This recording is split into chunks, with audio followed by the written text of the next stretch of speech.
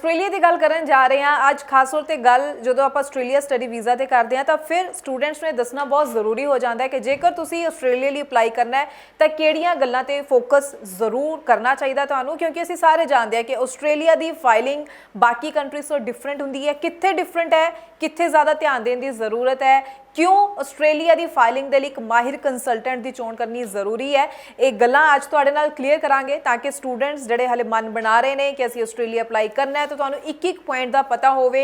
GT delay किन्हां नूं face करनी पैंदी है ते किन्हां दा टाइमली वीज़ा लग के आ रहा है, किस तरह की अजिही प्रोफाइल्स है जिन्हां ते चंगे रिजल्ट देखे जा रहे हैं। एक एक पॉइंट तुहाडे नाल क्लीयर करन जा रहे हैं। स्वागत है जी सारिਆਂ ਦਾ। मैं हाँ हरजोत कौर ते पूरी इन्फॉर्मेशन तुहाडे नाल सांझी करनगे GT वीज़ा तो abroad education advisor mister Subhash ji साडे नाल ने। बहुत बहुत स्वागत है जी। सत श्री अकाल। सत श्री अकाल मैम जी। सुभाष जी आस्ट्रेलिया की गल करन जा रहे हैं, पहला तो ये जरूर दसो किहड़े वो खास पॉइंट ने जोड़े कि आस्ट्रेलिया अगर स्टूडेंट अपनी फाइल लगान जा रहा है तो उसकी प्रोफाइल नूं उसकी फाइलिंग नूं स्ट्रोंग बनाते हैं। देखो ऑलवेज आस्ट्रेलिया जिहड़ा एक ना हॉट डेस्टिनेशन है स्टडी का। हुण एक्चुअली असीं जे गल करते हैं कैनेडा की, UK की, न्यूजीलैंड की, USA की, all they are stable because इन्हां दी कुछ क लिमिटेड डिमांड्स हैगी है स्टूडेंट्स तो कि ईजली जो बच्चा हर एक बच्चा क्लीयर कर लेंदा है। हुण जदों गल आस्ट्रेलिया की तुरदी है ना तो हमेशा सिर्फ तुसीं कहो कि यार जो बंदा कहो कि हाँ जी मेरे तो जी 20 यूनीवर्सिटियां नाल टाई अप है। हुण इत्थे तुहाडे टाई अप नहीं काम करते, इत्थे काम करते तुहाडे स्किल्स। हुण मान के चलो कि एक यूनीवर्सिटी है वो tie up you are the legally representative, तुसीं नॉर्थ एशिया के ऑल इंडिया के तुहाडे कोल राइट्स है, तुसीं रिप्रजेंटेटर हो।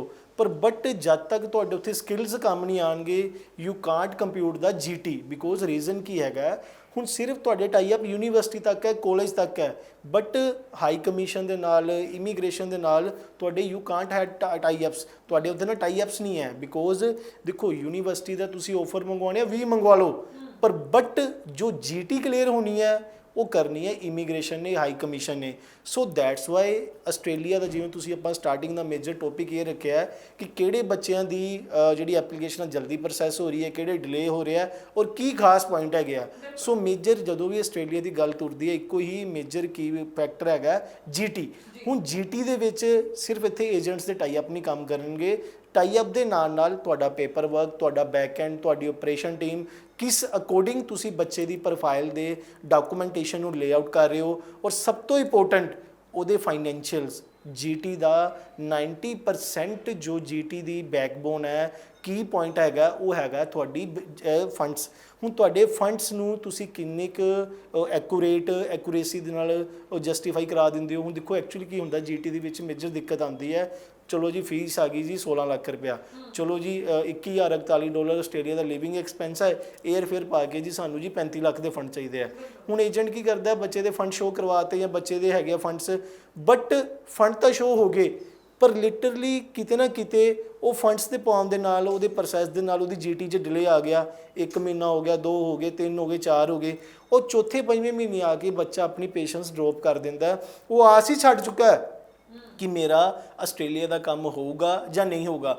हुण एक्चुअली की है GT विच सब तो इंपोर्टेंट जो की फैक्टर है तुहाडी ते डिपेंड करदा फाइनैंशियल, जिन्ना तुसी अमाउंट शो कर रहे हो तुहानूं कल्ले कल्ले पैसे का हिसाब देने पैना कि तुहाडा पैसा तुहाडे कोल आया कित्थों है। दूसरा पॉइंट तुहाडी SOP कि तुहाडी जिहड़ी स्टेटमेंट ऑफ परपज़ है वो किन्नी क ज़्यादा जस्टिफाइबल है। और तीसरा पॉइंट आता है तुहाडा इंटरव्यू। हुण मेजर दिक्कत कित्थे आती है, मान के चलो तुहाडे फंड्स वेरीफाइड हो गए, SOP वेरीफाइड हो गई, हुण इंटरव्यू की जदों क्वेश्चनरी हुंदी है उहदे विच जद तक बच्चे नूं स्टूडेंट्स नूं पता ही नहीं होगा कि मेरे एजेंट ने की रिप्रजेंट किया है, किवें कल्ली कल्ली ट्रांजैक्शन का, किवें फंड्स की सोर्स ऑफ रीजन जस्टिफाई की है। सो ये सारे जो की फैक्टर है ये तुहाडा कह लो कि GT दे एक अहम टॉपिक है। जे आपां इन्हां सब फैक्टर्स नूं प्रॉपर लेआउट के मुताबिक या जो उन्होंने स्टेबिलिटी है वो मुताबिक जे आप शो करा तो definitely with in A time consuming के नालों कहन कहिए कि शॉर्ट टाइम पीरियड के GT क्लीयर होएगी। हुण असीं देखते ही हाँ कि कुछ बच्चों की GT हफ्ते भी क्लीयर होंदी है। हुण एक्चुअली की होंदा है डिपेंड करता है कि तुहाडी जिहड़ी GT के पेपर वर्क है या GT का जो तुसीं उत्थे क्रक्स अगे दे रहे हो वो किन्ना क सॉलिड किन्ना क वेंचफुल है कि जिन्हों देखते हुए हाई कमीशन तुहाडी GT नूं अगे नैक्सट स्टेज के लिए फॉरवर्ड करे। ਠੀਕ ਹੈ ਬਿਲਕੁਲ। ਸੋ ਇਹ ਸਾਰੀਆਂ ਗੱਲਾਂ ਜਿਹੀਆਂ ਗੱਲਾਂ ਹੁੰਦੀਆਂ ਜੋ ਕਿ ਸਟੂਡੈਂਟਸ ਨੂੰ ਸਮਝਣੀਆਂ ਬਹੁਤ ਹੀ ਜ਼ਿਆਦਾ ਜ਼ਰੂਰੀ ਹੈ। ਸਿਰਫ ਇਹ ਕਹਿ ਕੇ ਨਹੀਂ ਅਸੀਂ ਸਾਰ ਸਕਦੇ ਕਿ ਕੋਈ ਕੰਟਰੀ ਬਹੁਤ ਜ਼ਿਆਦਾ ਸਟ੍ਰਿਕਟ ਹੈ ਜੀ, ਉੱਥੇ ਫਿਲਹਾਲ ਬਹੁਤ ਨੈਗੇਟਿਵ ਰਿਜ਼ਲਟ ਆ ਰਹੇ ਨੇ ਜਾਂ ਬਹੁਤ ਪੋਜ਼ਿਟਿਵ ਰਿਜ਼ਲਟ ਆ ਰਹੇ ਨੇ। ਫਰਕ ਪੈਂਦਾ ਫਾਈਲਿੰਗ ਦੇ ਉੱਪਰ, ਸਹੀ ਢੰਗ ਨਾਲ ਫਾਈਲ ਦੇ ਉੱਪਰ ਕੰਮ ਕੀਤਾ ਗਿਆ, ਸਹੀ ਡਾਕੂਮੈਂਟਸ ਲਗਾਏ ਗਏ ਨੇ ਤਾਂ ਵੀਜ਼ਾ ਜ਼ਰੂਰ ਲੱਗਦਾ ਹੀ ਹੈ। ਫਿਲਹਾਲ ਸੁਭਾਸ਼ ਜੀ ਆਪਾਂ ਜਿਹੜੇ ਰਿਜ਼ਲਟਸ ਦੀ ਗੱਲ ਕਰ ਲਈਏ, ਕਿਸ ਤਰ੍ਹਾਂ ਦੀ ਪ੍ਰੋਫਾਈਲ ਸੇ ਦੇਖ ਰਹੇ ਹੋ ਅੱਛੇ ਰਿਜ਼ਲਟਸ, ਔਰ ਕਿਸ ਤਰ੍ਹਾਂ ਦੇ ਓਵਰਆਲ ਆਪਾਂ ਰਿਜ਼ਲਟ ਦੇਖ ਰਹੇ ਹਾਂ ਆਸਟ੍ਰੇਲੀਆ ਦੇ? ਜੀ ਬਿਲਕੁਲ, ਮੈਂ ਤਾਂ ਨਹੀਂ ਮੰਨਦਾ ਕਿ ਆਸਟ੍ਰੇਲੀਆ ਦੇ ਰਿਜ਼ਲਟ ਇਸ ਟਾਈਮ ਨੈਗੇਟਿਵ ਚ ਆਇਆ। ਆਸਟ੍ਰੇਲੀਆ ਰਿਜ਼ਲਟ ਜਿਹੜੇ ਹੈਗੇ ਪੋਜ਼ਿਟਿਵ ਦੇ ਵਿੱਚ ਹੀ ਹੈਗੇ। ਐਕਚੁਅਲੀ ਗੱਲ ਕੀ ਹੁੰਦੀ ਹੈ ਕਿ ਹੁਣ ਜਦੋਂ ਆਪਾਂ ਰਿਜ਼ਲਟਸ ਦੀ ਗੱਲ ਕਰਦੇ ਹਾਂ ਤਾਂ ਸਭ ਤੋਂ ਦਾ ਮੇਜਰ ਫੈਕਟਰ ਹੈਗਾ ਐਡਮਿਸ਼ਨ। ਕਿ ਹੁਣ ਦੇਖੋ ਕਿ ਬੱਚੇ ਦੀ ਜੇ ਆਪਾਂ ਫੈਮਿਲੀ ਬੈਕਗ੍ਰਾਉਂਡ ਜਦੋਂ ਦੇਖੋ ਨਾ, ਹੁਣ ਕੈਨੇਡਾ ਵਿੱਚ ਕੀ ਹੁੰਦਾ ਹੈ ਕਿ ਸਿਰਫ ਨੋਮੀਨਲੀ ਵੇਖਣਾ ਕਿ ਤੁਸੀਂ ਸਾਲ ਦੀ ਫੀਸ ਤੇ GIC ਪਾਈ, ਉਹਦੇ 'ਚ ਤੁਹਾਨੂੰ ਸੋਰਸ ਆਫ ਰੀਜ਼ਨ ਇੰਨਾ ਡੀਪਲੀ ਗਰਾਊਂਡ ਲੈਵਲ ਤੱਕ ਨਹੀਂ ਜਾਣੇ ਪੈਂਦਾ। ਹੁਣ ਐਕਚੁਅਲੀ ਇਹਦਾ ਰਿਜ਼ਲਟ ਨੂੰ ਦੇਖਦੇ ਹੋਏ ਸਭ ਤੋਂ ਕੀ ਪੁਆਇੰਟ ਮੈਂ ਕਹਿੰਦਾ ਐਡਮਿਸ਼ਨ। ਕਿਉਂ ਕਿ ਸਭ ਤੋਂ ਪਹਿਲੇ ਅਸੀਂ ਉਹਦੇ ਬੈਂਡ ਸਕੋਰ ਨਾ ਪੁੱਛੀਏ, ਉਹਦੀ ਪਰਸੈਂਟੇਜ ਨਾ ਪੁੱਛੀਏ, ਸਭ ਤੋਂ ਪਹਿਲੇ ਉਹਦਾ ਫੈਮਿਲੀ ਬੈਕਅਪ ਪੁੱਛੀਏ ਕਿ ਉਹਦੀ ਫੈਮਿਲੀ ਬੈਕਗਰਾਉਂਡ ਕਿਵੇਂ ਦੀ, ਉਹਦੇ ਫਾਦਰ ITR ਭਰਦੇ, ਮਦਰ ਭਰਦੇ, ਦਾਦਾ ਦਾਦੀ ਕੀ ਕਰਦੇ ਆ, ਕਿੰਨੀ ਕੁ ਉਹਦੇ ਕੋਲ ਪ੍ਰੋਪਰਟੀ ਵੈਲਿਊਏਸ਼ਨ ਹੈ, ਕਿਸ ਕੋਡਿੰਗ ਦੇ ਉਹਨਾਂ ਦੀ CA ਰਿਪੋਰਟ ਹੈ। ਹੁਣ ਐਕਚੁਅਲੀ ਗੱਲ ਕੀ ਹੈ ਕਿ ਬੱਚੇ ਦੀ ਪ੍ਰੋਫਾਈਲ ਤਾਂ ਮੀਟ ਕਰ ਰਹੀ ਹੈ ਕਿ ਉਹਦਾ ਬਜਟ, ਉਹਦੀ ਓਰੀਜਨ ਹੀ 12-14 ਲੱਖ ਦੀ ਬਣੀ ਹੈ ਸਾਲ ਦੀ, ਬਟ ਅਸੀਂ ਉਹਨੂੰ ਯੂਨੀਵਰਸਿਟੀ ਉਹ ਦੇਤੀ ਜਿਹਦੇ ਵਿੱਚ ਉਹਨੂੰ 20-22 ਲੱਖ ਰੁਪਇਆ ਸਾਲ ਦੀ ITR ਚਾਹੀਦੀ ਹੈ। ਜਿਸ ਕਰਕੇ ਹੁਣ ਏਜੰਟ ਕੀ ਕਰਦਾ ਹੈ, ਪੇਪਰਸ ਦੇ ਨਾਲ ਟੈਂਪਰਿੰਗ ਕਰਕੇ GT ਦਾ ਕਲੀਅਰ ਕਰ ਦਿੰਦਾ ਹੈ। GT ਵੇਲੇ ਸਭ ਤੋਂ ਜ਼ਿਆਦਾ ਨੈਗੇਟਿਵ ਰਿਜ਼ਲਟ ਮੈਂ ਸਭ ਸਟੂਡੈਂਟ ਨੂੰ ਦੱਸਣਾ ਚਾਹੁੰਦਾ।